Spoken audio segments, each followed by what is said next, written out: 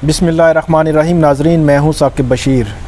नाजरीन, आज हम बात करेंगे 16 सहाफ़ियों की जानिब से मफरूर मुलज़मान, ख़ास तौर पे जो साबिक़ वज़ीर आज़म है नवाज़ शरीफ और साबिक़ वज़ीर ख़ज़ाना इसहाक़ डार से मुतल्लिक़ दो जो नोटिफिकेशन पैमरा ने जारी किए थे कि उनकी जो तकारीर है वो टीवी पर नहीं दिखाई जा सकती।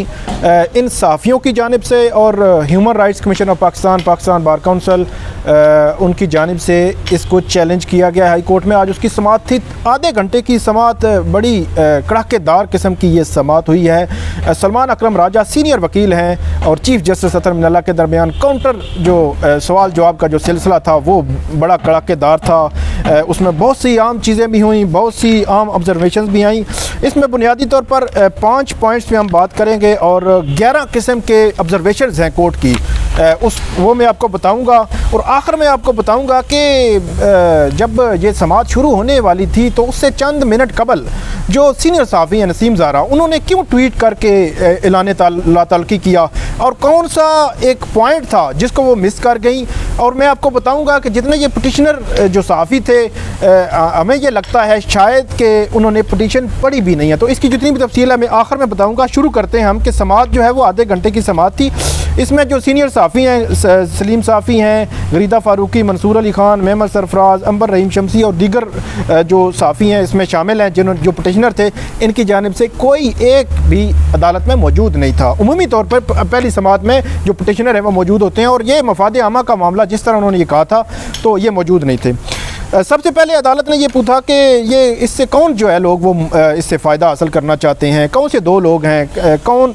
तो इसमें जो सलमान अकरम राजा ने कहा कि ऐसा कुछ नहीं है, ये मफाद आमा का मामला है, पब्लिक एट लार्ज हम इसको लेके आए हैं और इसमें कोई स्पेसिफिक कोई मफरूर मुलज़मान, कोई एब्सकॉन्डर्स नहीं है। एक ख़ास जो है, क्योंकि इंफॉर्मेशन आर्टिकल 19A के तहत जो रोका जा रहा है इंफॉर्मेशन देने से, ये उससे मुतल्लिक है। तो अदालत ने कहा कि पैमरा का ऑर्डर है, उसके खिलाफ एग्रीव्ड पर्सन उस पर अपील कर सकता है। आपने अपील की है तो अपील का हक जो 30 रोज़ का होता है तो वो अपील भी नहीं हो सकी और अपील भी एग्रीव्ड पर्सन करता है। कोर्ट में भी एग्रीव्ड पर्सन नहीं आया तो अदालत ने ये पूछा कि ये कैसे एग्रीव्ड हो गए। तो फिर सलमान अकरम राजा ने कहा कि ये आर्टिकल 19A के तहत जो इन्फॉर्मेशन का जो फ़्लो है उसको रोका जा रहा है। इनसे मुतल्लिक जितनी भी चीज़ें हैं उन पर डिस्कशन नहीं हो सकती और इनकी तकारीर जो है उन पर पाबंदी है। और उसमें भी बार बार पूरी 30 मिनट की समाअत में कहीं पर भी जो साबिक़ वज़ीर आज़म नवाज़ शरीफ और साबिक़ वज़ीर ख़ज़ाना इसहाक़ डार का नाम नहीं आया, लेकिन जो सारी समाअत थी उनके इर्द गिर्द घूम रही थी। तो अदालत ने तीसरा सवाल ये रखा कि आप जो मफरूर मुलज़मान को क्यों इजाज़त देना चाहते हैं, दिलवाना चाहते हैं, क्योंकि मफरूर की पहले डेफिनेशन ये है कि मफरूर जो है वो अदालत के सामने सरेंडर ना कर रहा हो तो उसके बाद अदालत उसको अब्सकॉन्डर डिक्लेयर करती है। दूसरे लफ्ज़ों में अदलिया पर उसका एतमाद नहीं होता या वो अपने एतमाद का इज़हार नहीं कर रहा होता। तो इसी की डेफिनेशन पर बात हुई। उसके बाद आगे चल के अदालत ने कहा तो जब एक बंदा जो है अदलिया पर एतमाद नहीं कर रहा, अदलिया की बात नहीं मान रहा, अदालत की बात नहीं मान रहा, तो आप चाहते हैं कि उसको टीवी पर आने की इजाज़त दी जाए। जो जनरल मुशर्रफ केस का हवाला दिया, चौथा जो पॉइंट है कि अदालत ने कहा कि हमने जनरल परवेज़ मुशर्रफ में वाज़े कर दिया था कि अब्सकॉन्डर को इस किस्म का कोई रिलीफ नहीं दिया जा सकता। जो आप मांग रहे हैं इस किस्म का जो रिलीफ है ये अब्सकॉन्डर को नहीं दिया जा सकता। ताहम जो सलमान अकरम राजा है उनका वही फोकस था कि ये एक जनरल पिटीशन है, इसका किसी स्पेसिफिक किसी पर्सन के साथ कोई ताल्लुक नहीं है।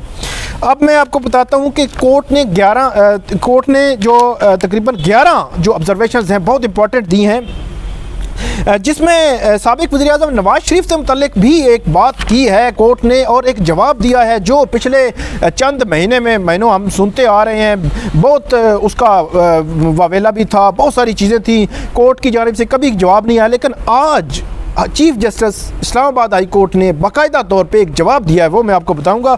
लेकिन सबसे पहले ऑब्जर्वेशंस हैं 11 के सियासी जो अदम इस्तेकाम के बायस हालिया चंद सालों में अदलिया ने बहुत सफ़र किया है, ये कोर्ट ने कहा है। उसके बाद ये कहा कि जो कानून आम आदमी के लिए होगा वही ख़ास आदमी के लिए होगा। ये नहीं हो सकता कि दो आदमियों को भी बात हुई। कोर्ट को शायद वो पता था कि शायद ये दो ही आदमी है, साबिक़ वज़ीर ख़ज़ाना इसहाक़ डार और साबिक़ वज़ीर आज़म नवाज़ शरीफ, तो इसलिए 2 आदमियों की बात हो रही थी। तो उन्होंने कहा कि ये इतलाक़ उसी का इतलाक़ होगा जो आम आदमी भी होता है। इसके बाद तीसरा पॉइंट था, यहाँ 2 लोग हैं जो मफरूर हैं, इस ऑर्डर से मुतासर हैं, उन्होंने उन्होंने चैलेंज नहीं किया उस ऑर्डर को, मफरूर शख्स की तो शरीयत भी मुअत्तल, शनाख्ती कार्ड और पासपोर्ट भी ब्लॉक हो जाता है, तो कैसे अदालत जो है उसको किसी किस्म का रिलीफ दे सकती है। पाँचवीं ऑब्जर्वेशन जो अदालत में आई, क्या आप चाहते हैं कि जनरल मुशर्रफ को अदालत जो है उसकी तकारीर नशर करने की बाकायदा इजाज़त दे दी, अगरचे वो तकारीर जो है उनकी आती रही हैं इस दौरान भी, लेकिन अदालत ने यह कहा कि हम कोई इजाज़त दे दें कि जनरल मुशर्रफ को या किसी मफरूर को इसी तरह अदालती मफरूर डिक्लेयर क्यों करती हैं। ये इस पर काफ़ी डिस्कशन हुई कि मफरूर डिक्लेयर क्यों किया जाता है, वो मैंने आपको बता दिया है। 7वां पॉइंट था कि पूरा जुडिशल सिस्टम का इम्तिहान है, आप चाहते हैं कि मफरूर मुल्ज़मान को रिलीफ दिया जाए और उससे हज़ारों लोग जो है वो इस्तिफ़ादा करें, और जो आप चाहते हैं कि वो टीवियों पे आएँ जैसा चाहे, वो अदलिया पर एतमाद कर नहीं रहे और आप कहते हैं कि उनको रिलीफ दिया जाए। 8वें पॉइंट में पुलिस जो चीफ जस्टिस ने कहा कि मफरूर मुल्ज़मान को रिलीफ देना ये मफाद आमा नहीं है, ये पब्लिक इंपॉर्टेंस का मामला नहीं है जो आप कह रहे हैं। इस पे अब सैर असल बात होनी है, इस पे सलमान अकरम राजा ने आइंदा समात पर दलाइल भी देने हैं कि मफाद आमा का मामला है या नहीं है। और 9वां पॉइंट था कि आपकी दरख्वास्त से आम मुल्ज़मान रिलीफ तमाम मुल्ज़मान को मिलेगा जो अदालतों में नहीं आ। अच्छा, जो वो कहते हैं कोर्ट कहती है कि एक मफरूर मुल्ज़म या ग्रीव्ड पर्सन है वो अदालत नहीं आ रहा और आप चाहते हैं कि उनको भी रिलीफ दे दिया जाए और उसमें हज़ारों लोगों को इस मामले से रिलीफ मिल सकता है। 10वां जो पॉइंट है कि अगर किसी को जुडिशल सिस्टम पे एतमाद नहीं और वो भाग रहा है और अदालत सरेंडर नहीं कर रहा, वही बात, और आप चाहते हैं रिलीफ दे दिया जाए। और आखिरी पॉइंट ये है कि अगर कोई मफरूर हो और गैर कानूनी आर्डर को चैलेंज नहीं, अगर कोई मफरूर हो और वो गैर कानूनी आर्डर भी चैलेंज नहीं कर सकता, मतलब उसको गैर मफरूर हो, उसने सरेंडर उसको करना ही करना है, जब तक सरेंडर नहीं करेगा इलीगल ऑर्डर को भी वो चैलेंज नहीं कर सकता। ये 11 पॉइंट्स थे नाजरीन जो अदालत की अहम ऑब्जर्वेशन आई हैं। आज नवाज शरीफ का जो बैरून मुल्क भेजने वाला मामला है उस पर अदालत ने जवाब दिया है, वो चलते चलते एक बात अदालत ने कर दी, लेकिन मैं आपको बता देता हूँ कि कहा क्या है कोर्ट ने। चीफ जस्टिस ने ये कहा है कि हुकूमत ने मफरूर मुल्ज़म को बैरून मुल्क जाने की इजाज़त दी, मगर जो इल्ज़ाम है वो अदलिया पे लगा है। दूसरे लफ्ज़ों में ये बाकायदा तौर पे अब ये कहा जा रहा है कि ये तो गवर्नमेंट ने करना था और गवर्नमेंट जो है वो हमेशा से इल्ज़ाम लगाती, इल्ज़ाम तराशियाँ करती रही है। तो आज कोर्ट की जानिब से ये जवाब दे दिया गया कि ये इल्ज़ाम जो अदलिया पे लगता रहा है, बैरून मुल्क जो है वो गवर्नमेंट ने भेजा था। और सलमान अकरम राजा उन्होंने ये कहा कि डिग्निटी ऑफ जो जुडिशरी है वो मेरे मद्देनज़र है, और उन्होंने ये भी कहा कि आयरिश की एक कोर्ट थी, वहाँ पे एक टेररिस्ट था, उसको इस किस्म की इजाज़त दी गई थी, आइंदा समात पर वो इस पर बात करेंगे। और आखिरी बात जो है उन्होंने कहा कि पार्लियामेंट इस पर कानून साजी कर सकती है, पैमरा के पास कोई इख्तियार नहीं है।